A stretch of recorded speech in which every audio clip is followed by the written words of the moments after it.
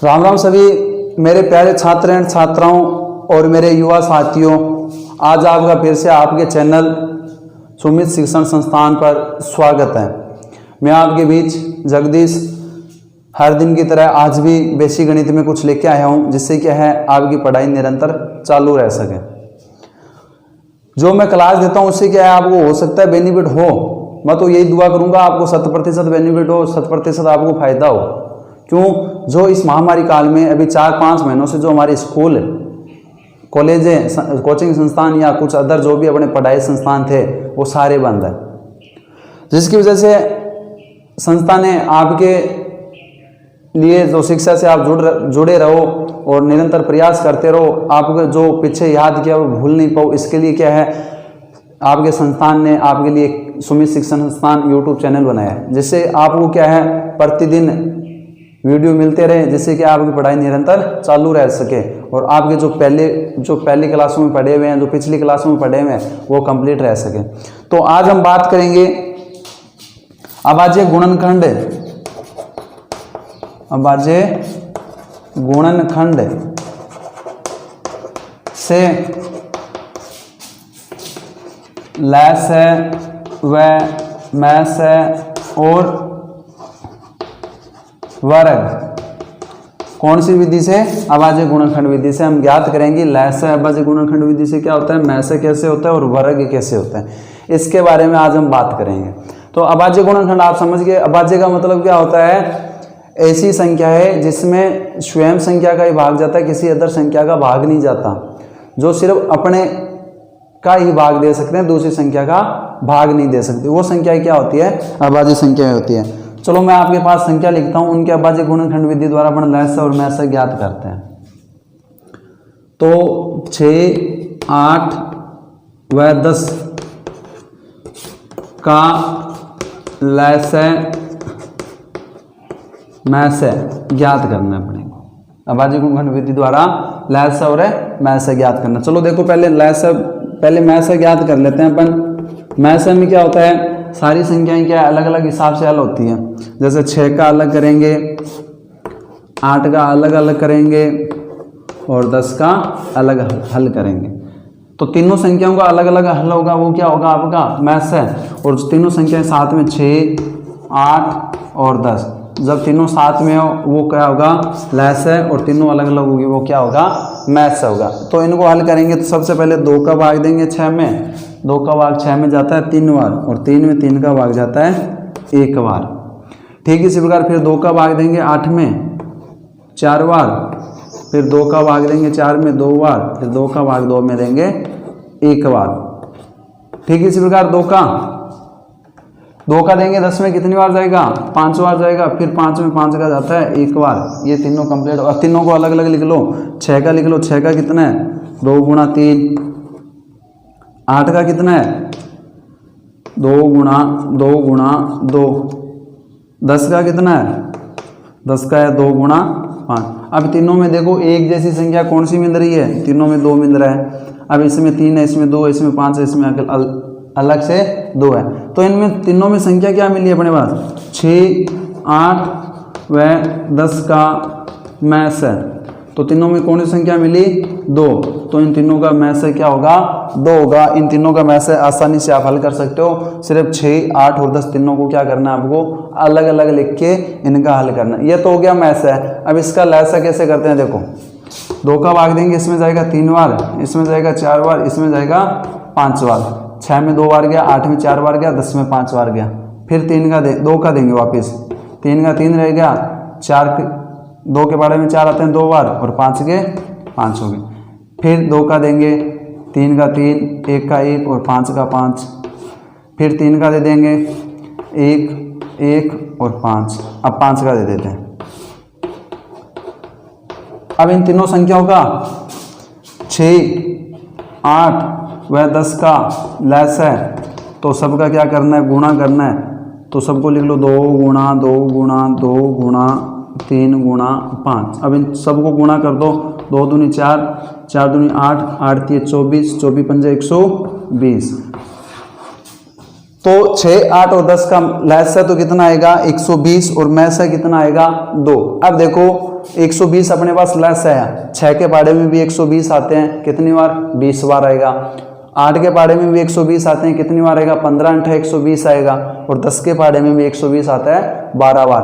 तो इन तीनों संख्याओं का भाग 120 में जाता है, वो तो क्या हो गया अपने पास लहसा है। और जब इन तीनों संख्याओं में किसका भाग जाता है 2 का भाग जाता है, वो अपने पास क्या हो गया मैसा हो गया। जिस संख्या का भाग जाता है, जो 3 अपने पास संख्या दी होती है, जिस संख्या का भाग जाता है 2 का, तो वो तो क्या है मैसा है। और जिसका भाग तीनों संख्याओं में, जिस संख्या अपने पास जो संख्या आती है उन तीनों संख्याओं का जिसमें भाग जाता है वो क्या होता है लहसा होता है। इस प्रकार से अभाज्य गुणनखंड विधि द्वारा आप लहसा और मैसा ज्ञात कर सकते हो। अब देखो बच गया अपने पास अभाज्य गुणनखंड विधि द्वारा वर्ग कैसे हल करते हैं, ये बच गया, तो इसको भी हल कर लेते हैं। तो इसका हल जैसे अपन ने लहसा किया ना, ठीक इसी प्रकार क्या है इसको साथ में करना है। जैसे आपके मैं एक संख्या लिख रहा हूं, वर्ग की कोई सी वर्ग की संख्या होनी चाहिए, ऐसा नहीं कोई अटपटी संख्या लिख देते हैं जिससे वर्ग कंप्लीट नहीं होता। एक वर्ग की संख्या लिख लेते हैं 1444, कितना 1444। अब ये बताना है 1444 किसका वर्ग है, तो अपन क्या करते हैं 2 का भाग देते हैं 1444 में। 2 का दिया 7 दूनी 14, 2 दूनी 4, 2 दूनी 4, फिर 2 का दिया कितनी बार 3 दूनी 6, 6 दूनी 12, 3 एकम 3। अब किसका भाग देंगे इसमें 3 का देते हैं, 3 का नहीं जाता, 4 का नहीं जाता, 5 का नहीं जाता, 6 का। इस प्रकार से मतलब अपन भाग देते रहेंगे तो अपने को जब तक भाग नहीं जाता तब तक आप संख्या देखते रहो। तो अपन भाग किसका देते हैं, इसमें किसका भाग जाएगा 19 का, कितनी बार जाएगा 19 बार, और फिर 19 में 19 का भाग जाएगा 1 बार। इस प्रकार से आपको क्या करना है, वर्ग का मतलब क्या होता है जोड़ा होता है। तो इनका जोड़ा उतार लेते हैं। तो इसका जोड़ा उतारा 2, इसका जोड़ा उतारा 19, तो 19 दूना कितने हो गए 38, तो 38 का वर्ग कितना होता है आपके 1444। तो ये आपके क्या हो गया, इसमें लहसा भी हो गया, मैसा भी हो गया, और क्या हो गया वर्ग। अब इसका घन देखो, अभाज्य गुणनखंड विधि द्वारा घन भी ज्ञात कर लेते हैं। तो आप एक संख्या बताओ घन की, तो अपन संख्या लिख लेते हैं 17 28, 17 28।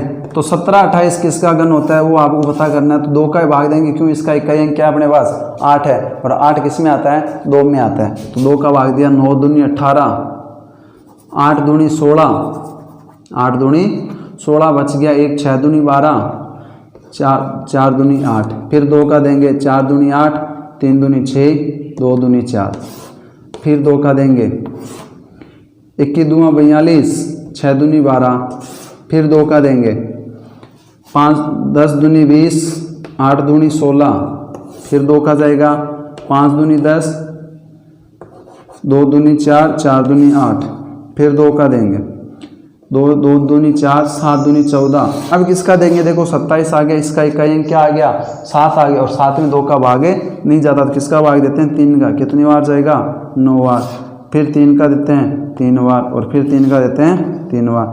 ये इस प्रकार से अपने पास क्या हो गया 17 28 का घन कंप्लीट हो। घन में क्या होता है, घन का मतलब 3 3 के जोड़े, तो इसमें 3 3 के जोड़े उतार लो, 3 3 संख्या के। ये देखो, तो पहले संख्या उतार लो, कितने 1 2 3 4 5 6, तो 2 है, तो 1 2 3 4 5 और 6, फिर 3 है 1 2 और 3। तो ये अपने पास संख्या आ गया। अब 3 3 के जोड़े बना लो, इसमें 3 3 के जोड़े, तो ये 3 का जोड़ा हो गया, ये 3 का जोड़ा हो गया, और ये 3 का जोड़ा हो गया।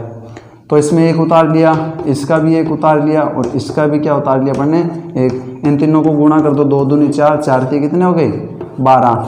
तो 12 का घन कितना होता है आपके 1728 आपके 12 का घन है। इस प्रकार से आप अभाज्य गुणनखंड विधि द्वारा लसय मैसय वर्ग और घन हल कर सकते हो। आपको कहीं भी इसमें आपको ऐसा नहीं लगेगा कि ये क्वेश्चन अपने को समझ में नहीं आ रहा, समझ में जरूर आएगा। आप अपने आप 2-3 बार ट्राई कर लोगे, 2-3 बार अपने आप ट्राई करोगे तो आपको आसानी से समझ में आ जाएगा। तो आपके 1-2 घन की संख्या और बता देता हूँ, जिससे कि आपकी हर चीज़ें आसानी घन कंप्लीट हो जाए। तो एक संख्या और बता दो आप, तो अपन लिख लेते हैं 8000, कितने 8000 लिख लेते हैं। तो 8000 का घन निकालते हैं, 8000 का घन, 8000 किसका घन होता है वो निकालते हैं। तो देखो 8000 का करेंगे तो 8000 में पहले किसका भाग देंगे, क्योंकि जब भी 0 आए इकाई अंक में तो अपन 2 का भाग देते हैं, तो 2 का भाग देंगे कितने बार जाएगा 4000 बार, फिर 2 का भाग देंगे कितने बार जाएगा 2000 बार, फिर 2 का भाग देंगे कितनी बार जाएगा 1000 बार, फिर 2 का भाग देंगे 1000 में 500 बार, और 500 में फिर 2 का भाग देंगे 250 बार, और फिर 250 में 2 का भाग देंगे तो 125 बार, और 125 में किसका भाग जाता है 2 का नहीं जाएगा, क्यों, इसका इकाई अंक क्या आ गया 5, या तो 3 का जाएगा या 5 का जाएगा, 3 का देखो नहीं जाता तो 5 का जाएगा, तो 5 दूनी 10 बच गए 2, 5 पंजे 25 बार गया, फिर 5 का देते हैं 5 बार गया, और फिर 5 का देते हैं 1 बार गया।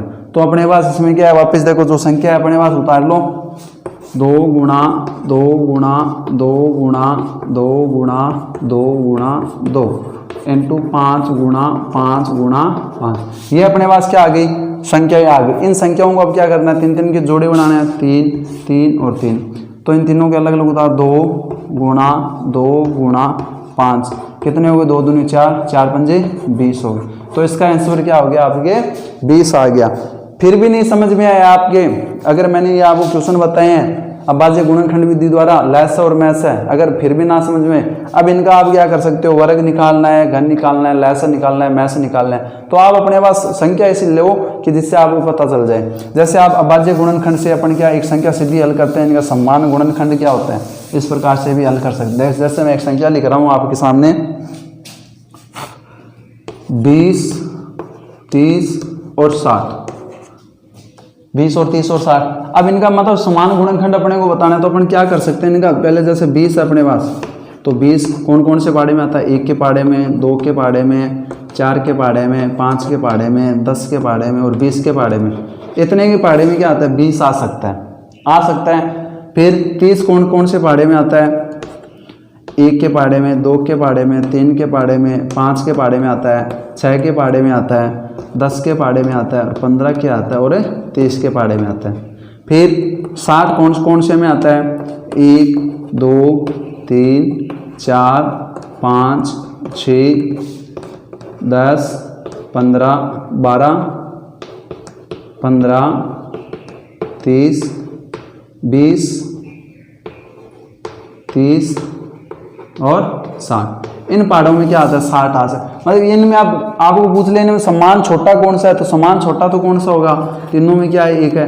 अब इसमें आपको कहते हैं सम्मान पड़ा, पहले सम्मान कौन कौन से हैं वो लिख लो सारे, एक जैसे सब में कौन कौन सा है, इसमें 1 है तीनों में, तो 1 2 भी है, 3 ऊपर वाले में नहीं है, तो 3 ऊपर वाले में नहीं है, तो इसमें क्या है 5 इसमें भी है, इसमें भी है, इसमें भी है, 10 इसमें भी है, इसमें भी है, इसमें भी है, और कौन से है, और समान, इसमें कोई संख्या समान नहीं है। तो इनका आपको सम्मान, अब इसमें पूछ रहे सम्मान छोटा तो कौन सा हो गया, 1 ही होगा, सम्मान छोटा तो 1 ही आना चाहिए, आपको ऐसा कर लेना। अब सम्मान बड़ा कौन सा है इनमें, तो इनमें सम्मान बड़ा कौन सा है 10, क्यों 10 का भाग इन तीनों संख्याओं में जाता है। ये आपका क्या हो गया अभाज्य गुणनखंड द्वारा गुणनखंड ज्ञात करना। ठीक है, आज की वीडियो में अगर आपको मेरा वीडियो अच्छा लगा है तो आपको ज़्यादा से ज़्यादा इस वीडियो को क्या करना है, अपने दोस्तों में, आपके आस पड़ोस के जो पढ़ने वाले बच्चे हैं उनमें, और आपके पूरे इलाके में जो भी आपको बच्चा ऐसा लगे कि हाँ बच्चा जो शिक्षा से जुड़ा है उसको आपको शेयर करना है। जो शेयर करने से क्या है, हर बच्चा हमारे संस्थान के द्वारा जुड़ जाएगा। ऐसा नहीं है कि हमारे संस्थान के बच्चे हैं उनको भी वीडियो शेयर करें, नहीं ऐसा नहीं है, सबको शेयर करना चाहिए। इधर संस्थान में पढ़ता हूँ तो सारे बच्चे एक साथ ऐड हो जाएंगे तो हमारा एक क्या बन जाएगा, परिवार बन जाएगा। उस परिवार को साथ में लेके चलना है, तो आपके सहयोग के बिना वो नहीं चलेगा। तो आपको ज़्यादा से ज़्यादा शेयर करना है। उसके बाद आप अपने दोस्तों को शेयर करने के बाद बोलो कि आप भी आगे शेयर करते रहो। प्रत्येक बच्चे में शेयर करने से क्या है, हमारा संगठन क्या है, हमारा जो परिवार है वो एकत्रित हो जाएगा। और ज़्यादा एकत्रित होना क्या है, परिवार साथ में होता है तभी क्या होती है, ताकत होती है। तो आपके सहयोग से ताकत बनेगी। तो आप ज़्यादा से ज़्यादा वीडियो को शेयर करो, लाइक करो, कमेंट करो और सब्सक्राइब करो। और सबसे बड़ी बात, अगर मेरी इस वीडियो में आपको कहीं भी ऐसा लगे हाँ सर के द्वारा 1% भी गलती की गई है तो उस गलती को मुझे अवगत करवाऊँ, उस गलती को मैं अगले वीडियो में सुधारने की कोशिश करूँगा। धन्यवाद।